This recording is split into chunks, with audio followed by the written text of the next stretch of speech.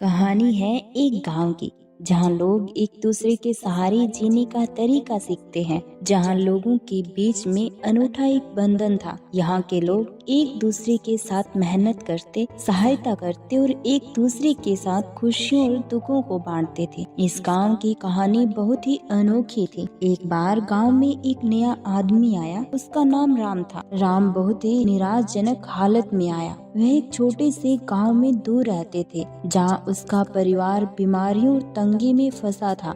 उन्होंने सोचा कि वह इस गांव में आकर नए जीवन की कोशिश करेंगे। राम गांव में आकर एक आदर्श बनने के लिए प्रयास करने लगा।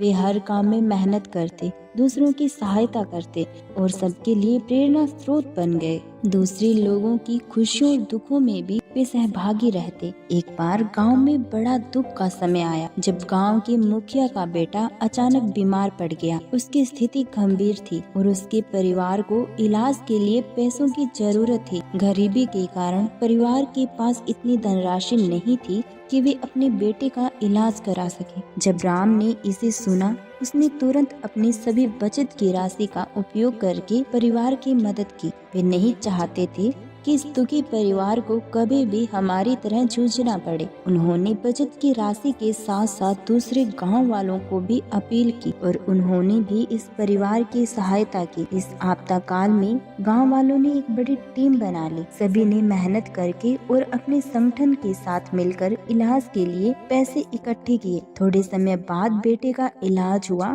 और वह पूरी तरह स्वस्थ हो गया। इस घटना के बाद गांव वालों के मदद करने के इरादे एक दूसरे के साथ और भी मजबूत हो गए। यह उनकी सद्भावना, नेकी और सामर्थ्य का परिणाम था। वे सभी ने समझा, दूसरों की मदद करके ही हमारा असली लक्ष्य पूरा होता है। वह गांव अब एक परिवार की तरह था, जहाँ हर कोई एक दूसरे का सहारा था।